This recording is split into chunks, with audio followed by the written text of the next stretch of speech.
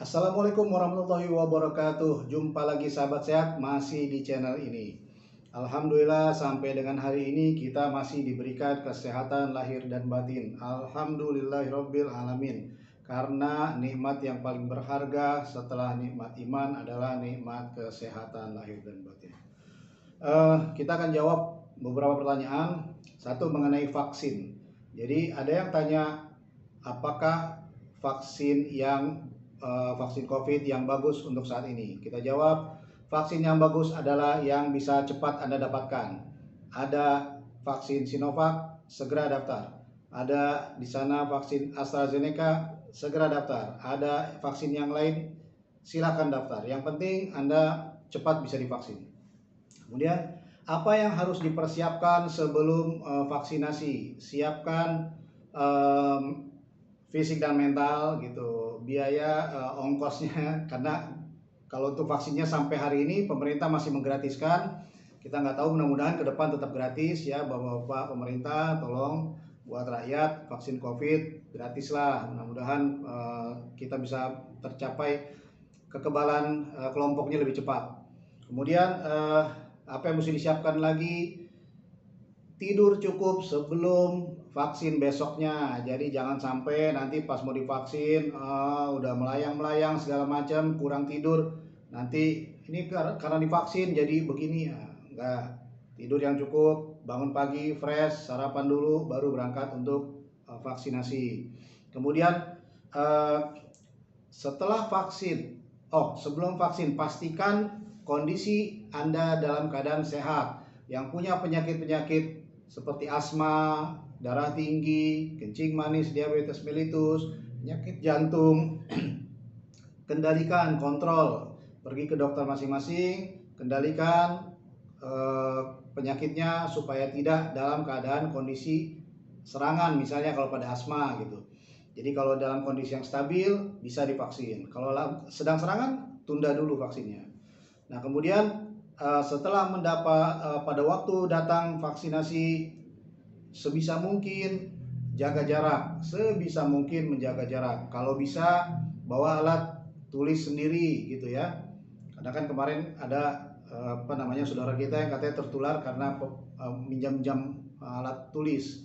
Jadi bawalah alat tulis sendiri, bawa sanitizer sendiri gitu ya. Pakai masker tentu saja, pakai masker, face shield kalau ada pakai, kemudian jaga jarak.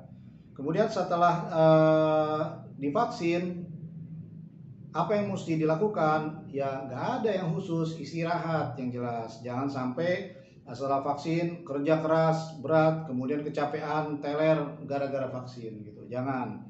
Usahakan tetap badan tetap fresh sebelum dan sesudah vaksin. Saya hari ini sudah mendapat vaksin khusus untuk tenaga kesehatan. Kita dapat booster. Alhamdulillah sudah dilakukan dan tidak ada gejala apa-apa. Alhamdulillah, mudah-mudahan kita tetap sehat selalu. Kemudian apakah setelah vaksin harus pakai masker? Iya, kenapa? Karena vaksin tidak mencegah kita untuk terkena. Sekali lagi, vaksin tidak mencegah kita untuk terkena COVID-19.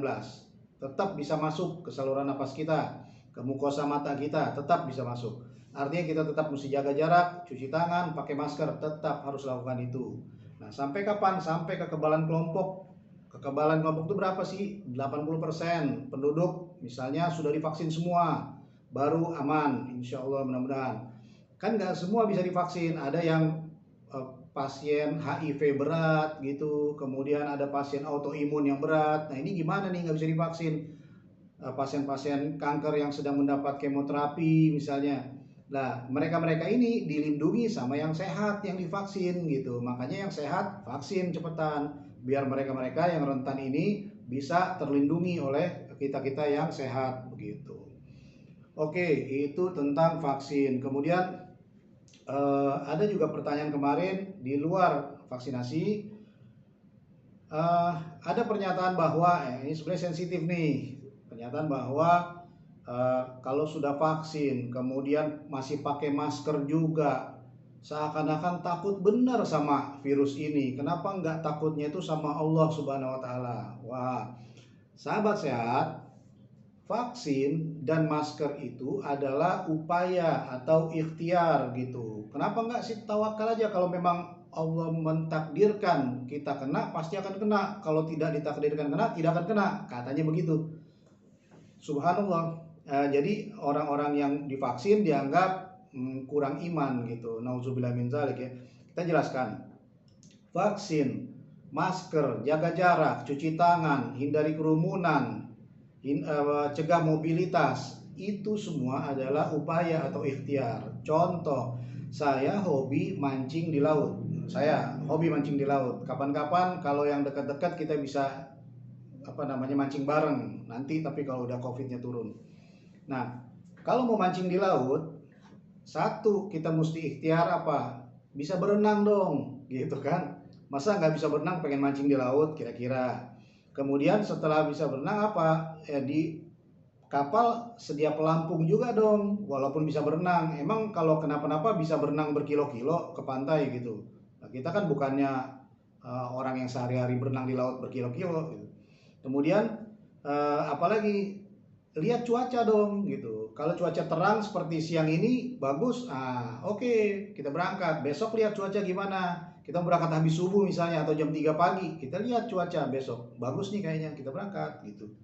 Nah, setelah itu cuaca tenang, kemudian bisa berenang, kemudian ada pelampung. Nah, qadarullah, ternyata Allah mentakdirkan tiba-tiba lagi mancing itu badai gitu. Ceger, terbalik. Bisa berenang, ada pelampung, itu baru tawakal kita udah. Tapi ada dulu dong gitu loh, ada bela diri dulu dong, bisa berenang dulu apa segala macem gitu, ada pegang dulu pelampungnya gitu. Ternyata mati juga, itu namanya sudah ikhtiar maksimal baru. Nah, kalau satu nggak bisa berenang, kedua itu perahu nggak ada pelampungnya, ketiga berangkatnya pas udah hujan petir, nggak bawa pelampung, nggak bisa berenang, nggak apa-apa kita mancing ke tengah laut, tawakal. Kalau emang tenggelam sih tenggelam, itu namanya bunuh diri, bukan tawakal. Jangan salahkan, jangan itu namanya meremehkan takdir Allah itu.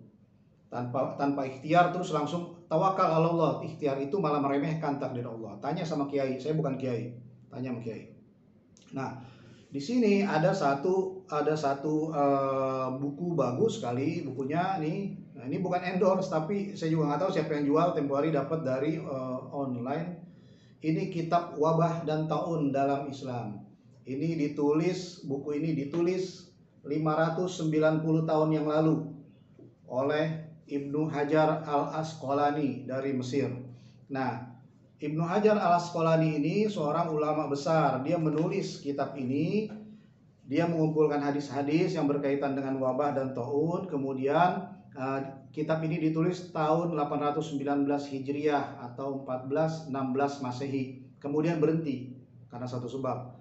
Lalu dituntaskan lagi pada 833 Hijriah. Jadi 14 tahun sesudah dia mulai nulis kitab ini baru diselesaikan, selama 14 tahun penulisan kitab ini. Kenapa? Karena pada waktu itu muncul bid'ah, ajaran baru tentang pada saat terjadi wabah taun gitu, ada seruan dari para ulama pada saat itu untuk keluar rumah lalu berkumpul sama-sama di satu tempat lapang seperti sholat istisqa, lalu meminta pertolongan kepada Allah Subhanahu wa taala. Nah, beliau Ibnu Hajar al-Asqalani melihat sebelum terjadi kumpulan orang itu, pada saat itu jumlah korban karena taun ini 40 orang, kurang dari 40 orang ada di buku ini. Nah, namun sesudah banyak orang keluar, berkumpul dan berdoa bersama, jumlah korban di Kairo berlipat lebih dari 1000 orang. Dari kurang dari 40 tiba-tiba menjadi lebih dari 1000 karena ada seruan seperti itu. Nah, maka beliau ada di sini ada 5 hukum fikih menyangkut wabah, hukum Islam menyangkut wabah. Ini saya bukan kiai nih, cuma karena di buku bagus kita bacain ya. Yang pertama, tidak berkumpul sebisa mungkin. Ketika tahun Amwas melanda dan menyebabkan banyak tokoh sahabat berguguran, Amr bin As itu gubernur Mesir kita tahu, berseru kepada orang banyak. Penyakit ini bergerak seperti kobaran api, berlindunglah darinya di dalam gunung. Nah, usulnya ini ditentang oleh sebagian sahabat. Namun Amr dan banyak orang tetap berlindung atau berpencar di daerah-daerah gunung sehingga taun atau wabah itu hilang. Ketika kabar ini sampai kepada Khalifah Umar bin Khattab, Khalifah Umar bin Khattab tidak menyalahkan pilihan Amr bin As. Artinya betul pilihan Amr bin As. Ini tidak berkumpul sebisa mungkin. Terjemahannya pada saat ini adalah jaga jarak. Oke. Kemudian yang kedua, tidak meninggalkan daerah wabah. Nah, para ulama berselisih pendapat mengenai hikmah di balik larangan meninggalkan daerah taun ini. Mayoritas berpandangan bahwa kepergian orang-orang dari daerah taun berpotensi menularkan penyakit ke daerah-daerah lain. Oke. Tidak meninggalkan daerah wabah itu yang kalau sekarang ini yang disebut dengan PSBB, PPKM, atau lebih ekstrim lockdown, begitu ya. Yang ada nih, hukum-hukum fikih menyangkut wabah. Kita bacakan satu-satu, ada 5. Nomor 3, tidak mendatangi daerah wabah. Nah, hikmah larangan ini Allah Subhanahu wa taala memerintahkan siapapun untuk tidak menjerumuskan dirinya ke dalam kebinasaan. Wala tulqu biaidikum ila tahlukah. Janganlah kamu menjerumuskan dirimu ke dalam kebinasaan. Walaupun tidak ada benteng kokoh yang mampu menggagalkan takdir Allah. Betul. Tapi ikhtiar ini termasuk langkah antisipasi yang diperintahkan oleh syariat. Tidak mendatangi daerah wabah, juga lockdown kalau sekarang ini. Penutupan daerah, karantina wilayah, dan sebagainya istilahnya. Tapi ini sudah ada 590 tahun yang lalu. Kemudian berkumpul untuk doa bersama. Nah, tadi dijelaskan oleh Ibnu Hajar al-Asqalani bahwa sebelumnya itu cuma kurang dari 40 yang meninggal. Kemudian ada seruan, kumpul semua warga di satu lapangan terbuka, kita minta sholat bareng, doa bareng, minta kepada Allah Subhanahu wa taala. Ternyata setelah itu meninggal berlipat lebih dari 1000 orang. Maka berkumpul untuk berdoa bersama tidak disyariatkan pada ini. Ini artinya apa? Hindari kerumunan lagi-lagi. Kemudian menjenguk korban taun. Bila taun mewabah, biasanya para tabib akan memperingatkan. Tabib itu dokter, jangan berbaur dengan para korban. Dalam hal ini Ibnu Hajar mengutip perkataan Al-Qadhi Tajuddin. Apabila terdapat 2 orang tabib atau dokter muslim yang adil dan menguasai ilmu ketabiban atau kedokteran, mereka bersaksi bahwa terjadinya suatu taun disebabkan pencampuran antara orang sakit dengan orang yang sehat, larangan mendekati korban taun itu boleh diterapkan atau bahkan lebih keras dari itu. Artinya apa? Isolasi mandiri, isolasi di rumah sakit dan sebagainya. Ini setelah ditulis oleh ulama besar ini Ibnu Hajar al-Asqalani 590 tahun yang lalu, dan bukan tanpa sebab. Beliau sendiri kehilangan 3 orang putrinya di sini yang namanya Fatimah, kemudian Aliyah dan Zain Khatun. 3 putri Ibnu Hajar meninggal dunia karena taun yang mewabah pada saat itu.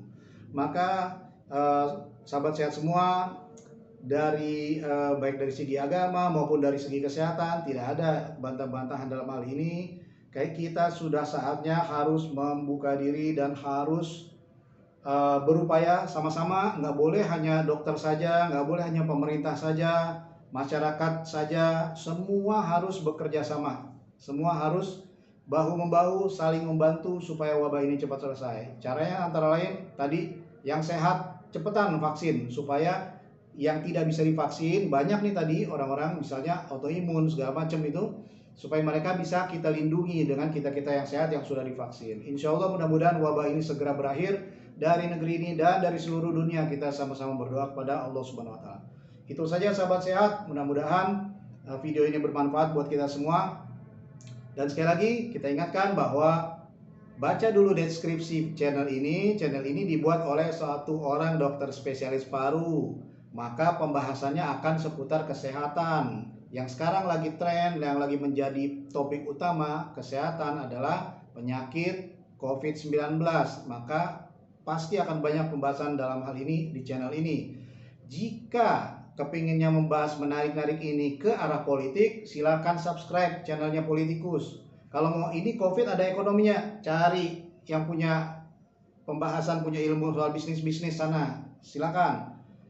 Jangan terlalu serius dong, yang ceria gitu, bikin kita gembira segala macam. Silakan subscribe channelnya prank-prankan gitu. Kalau di sini nih ya begini bahasannya. Maka baca deskripsinya dulu gitu. Kalau sudah dibaca, nah kalau memang merasa tidak ada manfaatnya, tinggal skip aja kok, nggak perlu sampai jempol ke bawah, apalagi sampai berkomentar-komentar toksik. Itu merugikan buat siapa? Buat Anda sendiri. Assalamualaikum warahmatullahi wabarakatuh.